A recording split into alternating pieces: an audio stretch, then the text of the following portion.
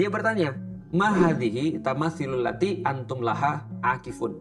Apa ya terus kemudian sesembahan-sesembahan yang kalian itikaf kepadanya, yang kalian fokus kepadanya ini?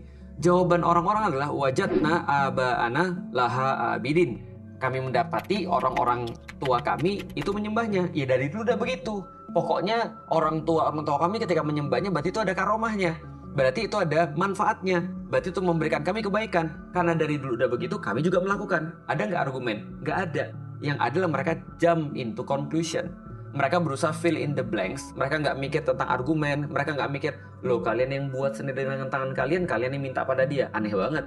Loh, dia aja nggak bisa bergerak, kalian nggak, kalian malah terus kemudian minta sama dia sesuatu. Aneh banget. Nah, untuk mengisi terus kemudian kepala mereka ini, apa yang diajarkan oleh Islam lewat Nabi Ibrahim? Nabi Ibrahim mengajarkan mereka berpikir kritis. Dengan kata-kata dia kan, ketika semuanya dihancurin, tinggal satu yang paling besar, lalu terus kemudian kapak dikalungin ke dia, Nabi Ibrahim mengajarkan kita berpikir kritis. Ketika cuma satu-satunya yang tinggal, yang lain pada hancur semua. Orang-orang bilang, ini pasti kerjaan Ibrahim. Ibrahim mencoba memberikan sebuah pelajaran nalar, berpikir kritis. Oh, bukan aku. Kalian harusnya tanya dia dong. Orang dia yang ada di situ, harusnya kan dia yang tahu siapa yang melakukan. Yang kedua, aku berpendapat sih dia yang melakukan. Buktinya itu ada kapaknya di dia. Dan aku berpikir kenapa dia yang melakukan? Karena dia merasa iri dengan yang lain. Kenapa kalian nyembah yang kecil pada ada yang besar? Maka orang-orang mulai untuk fill in the blanks dengan cara yang benar kan? Dengan argumen kan? Nggak mungkin lah.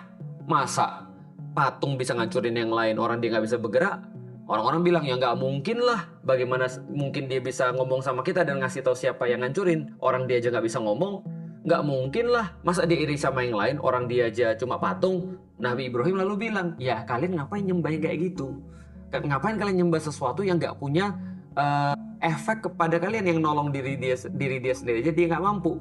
Dan sepanjang terus kemudian agama Islam, dalam pelajaran akidah Islam, kita tuh diajarin untuk fill in the blanks dengan cara yang benar, dengan cara yang argumentatif, dengan cara yang punya dasar logika, dengan cara yang masuk akal, dengan cara yang bisa dinalar, yang bisa dilakukan hanya oleh manusia. Itu Islam. Maka Islam nanya, kenapa aku harus nyembah orang?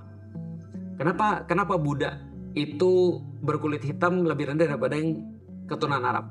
Kenapa perempuan itu dianggap lebih inferior daripada yang laki-laki? Itu kan yang ditanyain oleh Islam kan. Islam melatih berpikir kritis. Dan itu yang membuat orang-orang kafir Quraisy tidak suka dengan Islam. Karena Islam menantang apa yang sudah ada dan diterima secara umum tanpa dasar logika.